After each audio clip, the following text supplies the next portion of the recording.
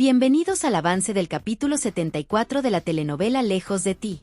Sahin le pregunta a Kaya qué es lo que está pasando, tratando de entender por qué nota un ambiente tan extraño y por qué siente que algo no le están diciendo de frente.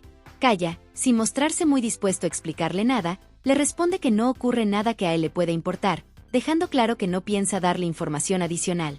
Aún así, Sahin insiste y le cuestiona por qué están desconfiando de su padre, intentando comprender cómo es posible que siquiera consideren la idea de que él haya matado a Boran. A pesar de la insistencia de Sahin, Kaya repite que su hermano Sihan simplemente está buscando las pruebas necesarias para saber quién fue la persona que mató a Boran, como si quisiera dejar todo en manos de ese proceso. Después de decir eso, Kaya no añade absolutamente nada más y mantiene la misma actitud reservada, sin dar más explicaciones ni aclarar lo que realmente piensa. Sadakat empieza a decirle a Nare que ella no puede estar con Sahin, recordándole que él y su familia son los responsables de la muerte de Boran, repitiendo esa idea con firmeza como si quisiera que Nare la aceptara sin discusión. Nare escucha todo lo que Sadakat le dice, pero no responde nada y se queda en silencio, sin mostrar si está de acuerdo, si duda o si simplemente no quiere hablar del tema.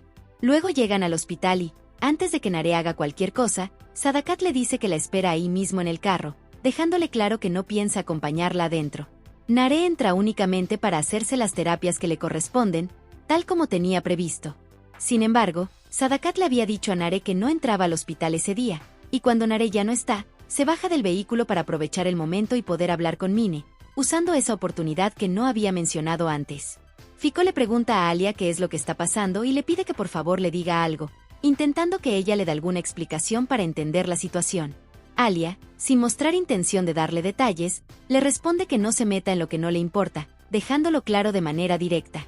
Fiko, sin quedarse tranquilo, pregunta si Sihan entró a la cárcel con la intención de acabar con Halis, como si necesitara confirmar si ese era el motivo real detrás de todo lo que está ocurriendo. En ese momento aparece Sadakat y le pregunta a Fiko si está asustada, metiéndose en la conversación sin que nadie la llamara.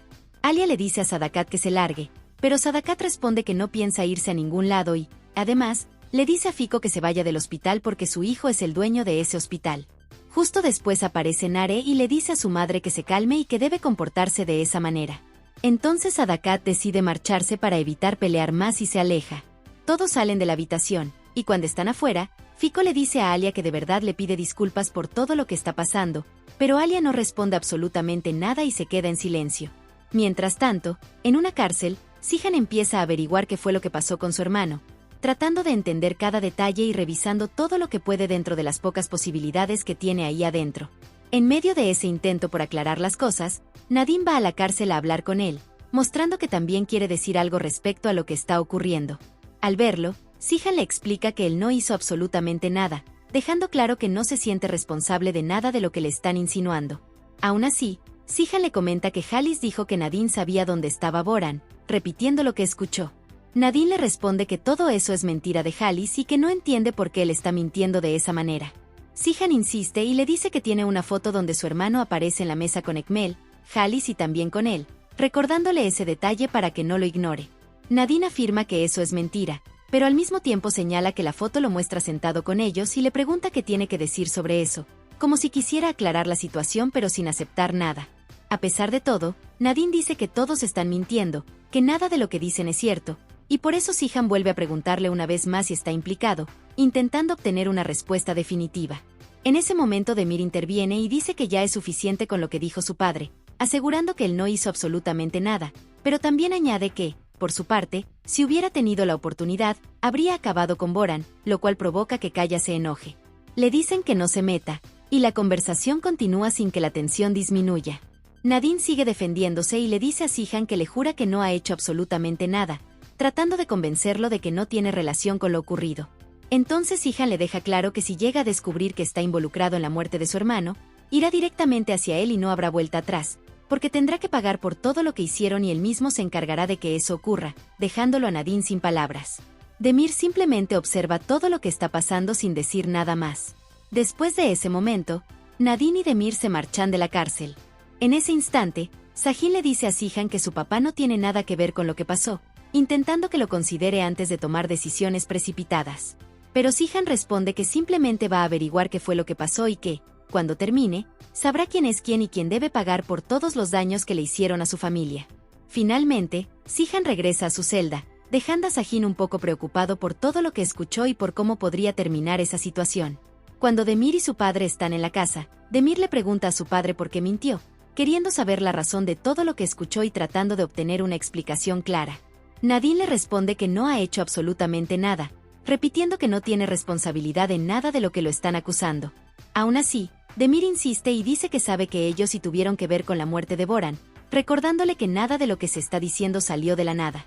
Además, Demir le dice que él también estaba ese día en la mesa, aunque en otra mesa, y que observó a todos, dejando claro que no está hablando por lo que otros le contaron, sino por lo que él mismo vio. Su padre, en medio de esa discusión, le dice que quizás él fue quien mató a Boran, intentando poner en duda todo lo que Demir afirma.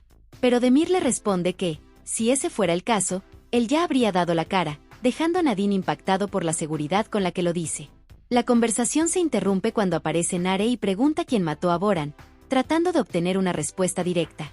Nadine empieza a gritarle, diciéndole que eso se le debe preguntar a su propio padre, desviando todo hacia él y aumentando aún más la tensión. Nare se enoja de inmediato y dice que no quiere estar ahí con ellos, que ya se siente aburrida y que la dejen en paz, dejando claro que no quiere seguir discutiendo. Entonces Demir la lleva a su habitación para que ella se tranquilice un poco y se aparte del problema que se estaba formando. Nare está en el hospital y pregunta por Oskan para saber cómo se encuentra, buscando una actualización precisa sobre su estado. Le dicen que está vivo y que, por ahora, ha mejorado bastante, lo suficiente para considerarlo un avance importante, aunque también le explican que todavía debe permanecer en observación, porque siguen pendientes de cualquier cambio. Al escuchar eso, Nare dice que quiere ir a ver a Oskan, mostrando que desea comprobar por sí misma cómo está. La enfermera le da la oportunidad de entrar, permitiéndole que pase a la sala donde se encuentra.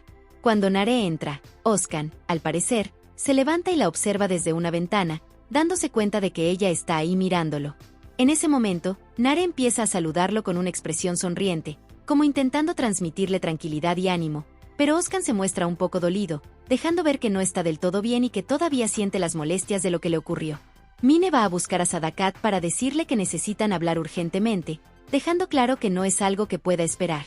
Sadakat decide marcharse a otro lugar para poder hablar bien, separándose un momento del resto para tener esa conversación sin interrupciones. Lo que ninguna de las dos sabe es que Fiko se da cuenta de que ellas están solas, y, al parecer, queda pendiente de lo que van a hacer, observando con atención que se apartan y mostrando que nota algo en esa situación, aunque no dice nada en ese instante. Alia iba a la habitación de su madre, al espacio donde Fiko se encontraba, con la intención de saber cómo estaba, de verificar su bienestar y queriendo asegurarse de que se sintiera bien y de que no necesitara nada en ese momento.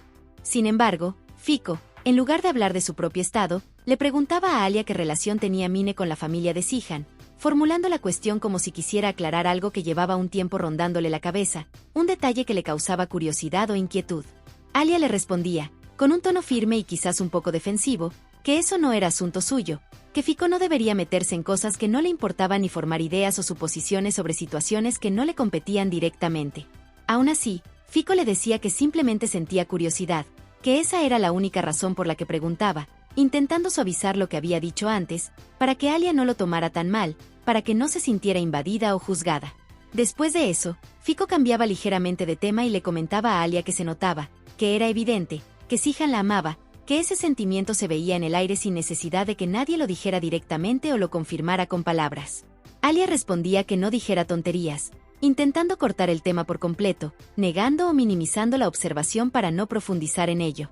Pero Fiko insistía, y le decía que no tuviera miedo de enamorarse, que lo realmente importante, lo fundamental, era estar en un lugar donde ella se sintiera feliz y tranquila, sin presiones externas ni dudas internas que la atormentaran. Alia entonces le decía a su madre, definiendo sus intenciones, que ella solamente pensaba quedarse en esa mansión hasta que todo terminara, dejando claro que su estadía era temporal y circunstancial, no una elección permanente. Pero Fiko le respondía, contradiciendo esa idea, que Sihan no la dejaría ir tan fácilmente, que se interpondría en su partida. Y que, según la perspectiva de Fiko, nadie podrá romper la conexión que hay entre ellos dos, porque esa conexión existía de verdad y se notaba, era palpable para quien quisiera verla. Alia escuchaba todo lo que su madre decía, sin interrumpirla y sin hacer ningún comentario al respecto, simplemente dejando que las palabras fueran dichas y que fueran quedando en su mente, donde ella las procesaría en silencio. Fiko añadía, como una predicción o un consejo final, que algún día, Alia entendería todo lo que le estaba diciendo, que llegaría un momento en el que podrá aceptar lo que siente y darse cuenta, por sí misma, de que ella y Sihan son el uno para el otro, sin necesidad de que nadie más lo confirme o lo apruebe. En ese instante, justo después de esa declaración, tocaban la puerta, y alguien desde fuera le informaba a Fiko que la habitación donde ella iba a estar, su nuevo alojamiento, ya se encontraba lista y arreglada, preparada para que la ocupara. Entonces Fiko se despedía, salía de la habitación, dejando sola a Alia en ese espacio. Y Alia se quedaba allí, pensando en todo lo que su madre acababa de decirle, procesando cada comentario, cada insinuación y cada pronóstico, sin saber todavía qué hacer con todo eso, con la carga emocional de esas palabras. Nare iba caminando por el pasillo del hospital, avanzando entre las habitaciones, y en ese trayecto se daba cuenta de que Fiko estaba cerca de ella, que se encontraba en el mismo lugar. Entonces ella se acercaba a saludarla, a dirigirle la palabra, y a preguntarle cómo estaba, interesándose por su estado de salud. Pero Fiko le decía que ya estaba un poco mejor, que su condición había mejorado algo desde la última vez. Entonces Nare le respondía que realmente estaba muy feliz, que sentía una genuina alegría, de que ella se encontrara bien, de que su salud se hubiera recuperado. Fiko aprovechaba la oportunidad de ese encuentro casual y de la conversación ya iniciada, y le preguntaba a Nare que si Mine era amiga de la familia de ellos, si pertenecía a su círculo cercano. Entonces Nare le decía que sí, que efectivamente Mine era amiga de la familia, y le preguntaba a su vez que por qué la pregunta, cuál era la razón de su curiosidad. Fiko le decía entonces que cree, que tiene la sospecha, de que Mine está embarazada, soltando esa posibilidad y dejando a Nare sin palabras, completamente impactada y sin saber qué decir ante esa revelación. Pero Fiko continuaba explicando, diciendo que era otra vez porque Mine se mareó, que tuvo náuseas, y que por esos síntomas le dio la impresión de que ella puede estar embarazada. Entonces Nare quedó impresionada, profundamente sorprendida, tanto por la respuesta como por la noticia inesperada que le dio Fiko en medio del pasillo del hospital. Mine le decía a Sadakat, en una conversación privada, preguntándole con inquietud qué iba a pasar cuando ella diera luz, cuál sería el futuro, y específicamente qué iba a pasar con Alia, cómo encajaría ella en ese nuevo escenario. Pero Sadakat le decía que eso no importaba, que ese asunto era lo de menos, que no era una prioridad en ese momento, que simplemente lo que ella quería, su deseo principal, era que ese bebé fuera un niño, que naciera varón, para que así las cosas, las dinámicas de poder y la situación familiar, pudieran cambiar de una vez por todas, dar un giro radical. Entonces Mine simplemente se mostraba contenta, feliz con la situación o con las expectativas de Sadakat. Sin embargo, en ese momento justo de su conversación, Nare se daba cuenta de que ellas estaban hablando, las veía o las escuchaba a distancia. Entonces Nare llamaba a Sadakat, se dirigía a ella para interrumpir ese diálogo. Nare le decía a Sadakat que estaba hablando con Mine, que de qué estaban conversando, y que qué estaba pasando, buscando una explicación. Pero Sadakat le decía que no estaba pasando absolutamente nada, que no había motivo de preocupación, intentando restar importancia al asunto. Nare, sin embargo, sabía en su interior que realmente sí estaba pasando algo, que esa negativa era falsa y que había un secreto o un plan del que no la estaban informando. Demir llamaba a Ekmel en la cárcel, se comunicaba con él por teléfono, y le decía que todos estaban revolviendo, que estaban investigando y haciendo preguntas incómodas, con el tema de Boran, con el asesinato que los tenía en alerta. Pero le decía que no se preocupara, que él tenía todo bajo control, que manejaba la situación desde fuera. Entonces Ekmel le decía que simplemente todo se iba a ocultar, que la verdad se mantendría enterrada, mostrando confianza en que el secreto se preservaría. Demir, al otro lado del teléfono, simplemente sonreía de manera hipócrita, con una sonrisa falsa o calculadora, mientras mantenía la conversación, sin expresar sus verdaderas intenciones con palabras. Alia recibía una llamada de Sihan, que se comunicaba con ella desde la cárcel, y al escuchar su voz o saber que era él, ella se ponía contenta, se alegraba de tener noticias suyas. Entonces le decía a Sihan, compartiendo un detalle de la vida cotidiana en la mansión, que ya estaban colocando las puertas nuevas, las que ella había quemado en su acto de desesperación, señalando que la evidencia material de su arrebato estaba siendo reparada. Sin embargo, Alia añadía, con un tono que podría ser de satisfacción o de alivio, que ahora Sadakat le tenía miedo, que su acto extremo había cambiado la dinámica de poder y generado temor en su rival. Pero Sihan le decía, respondiendo a esa información con precaución, que de todas maneras, a pesar de ese aparente miedo, ella debía tener cuidado, que no se confiara, que no bajara la guardia pensando que la situación estaba resuelta. Luego, Sihan preguntaba que dónde estaba Dennis, interesándose por el paradero de su hijo. Ella le decía que estaba dormido, que en ese momento el niño descansaba. Entonces se le preguntaba que cómo estaba ella, cómo se sentía personalmente. Y ella respondía que estaba bien, que no tenía de qué preocuparse, intentando transmitirle tranquilidad.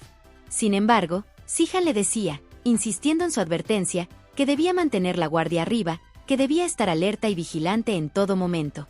Le aconsejaba que no debía confiarse de todo y de todos, que la desconfianza era necesaria.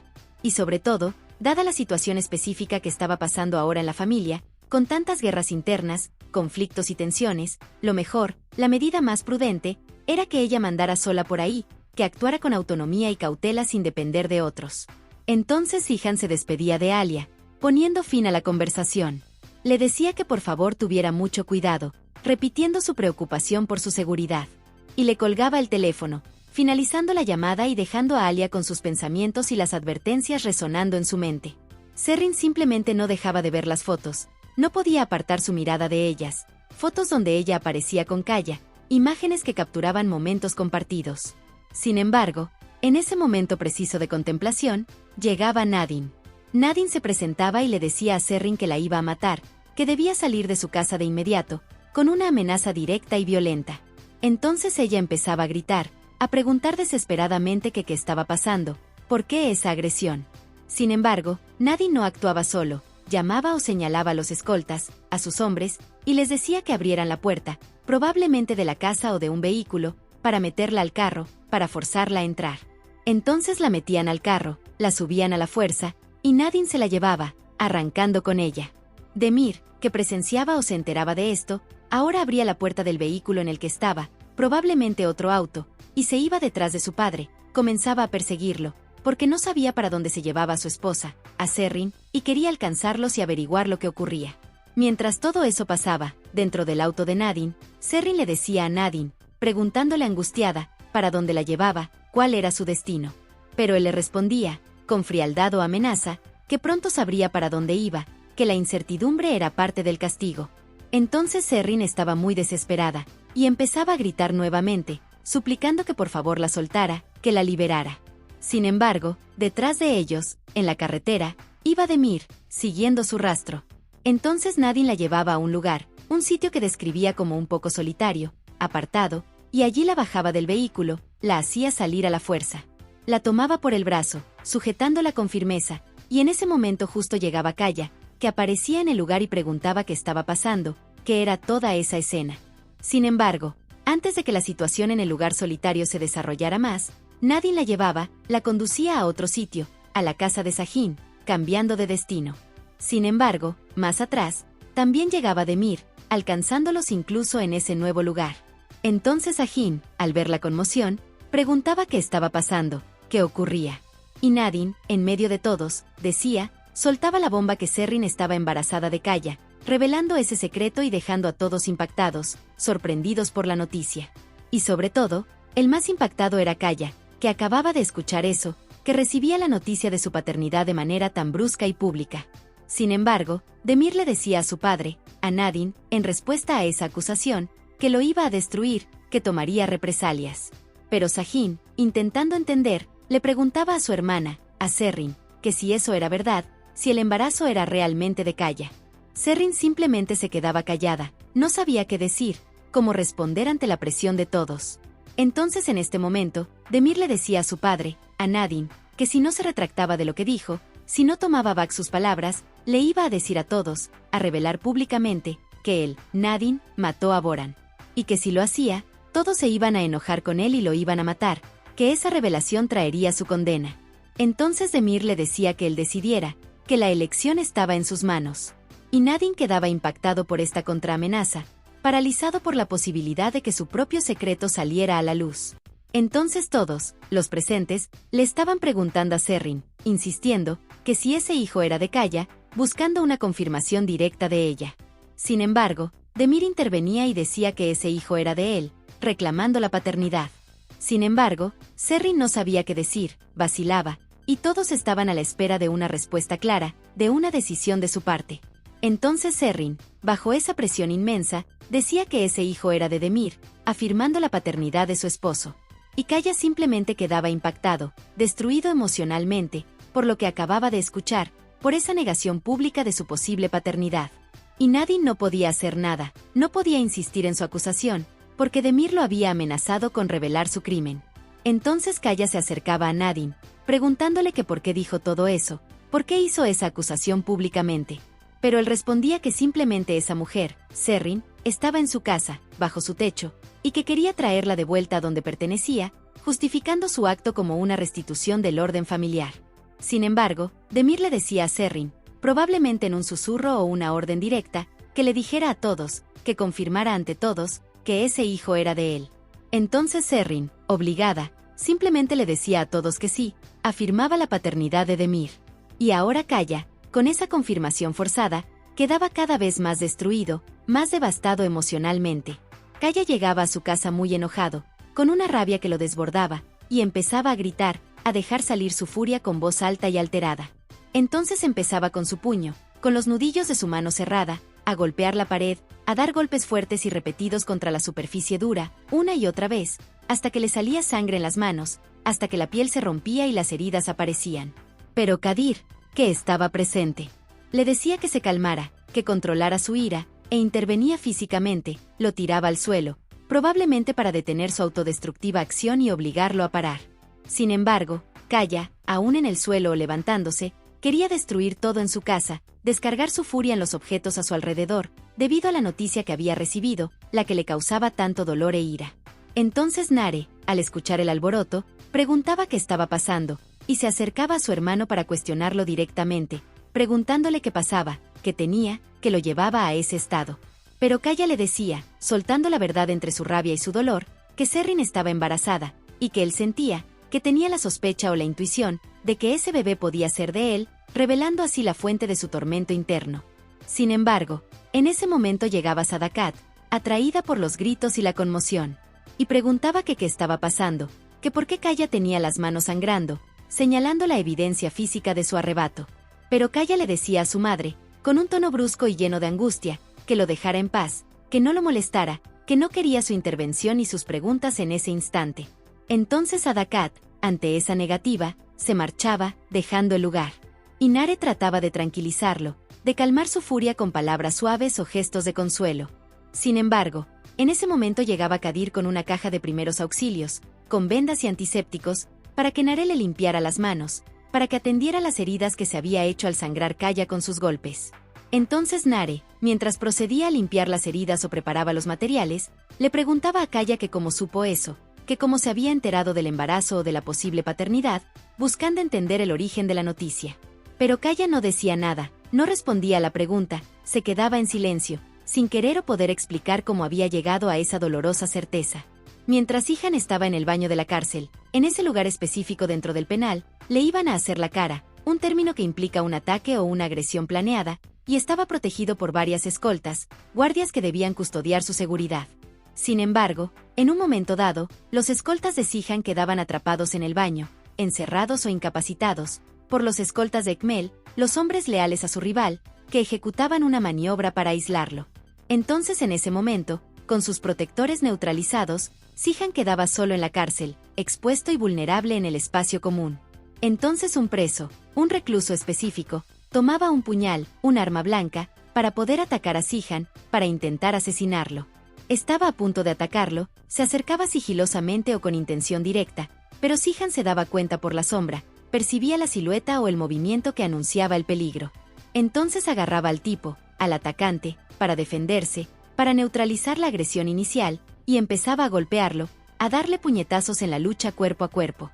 Y el tipo, a pesar de los golpes, tomaba el cuchillo, mantenía el arma o la recuperaba, para poder acabar con Sihan, para dar el golpe final.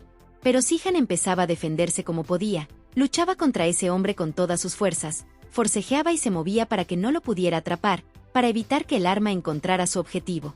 Entonces en ese momento, ya la policía, los guardias penitenciarios, llegaban o intervenían, y uno de ellos decía, probablemente gritaba una advertencia, que era fuerte el cuchillo, que el arma era peligrosa.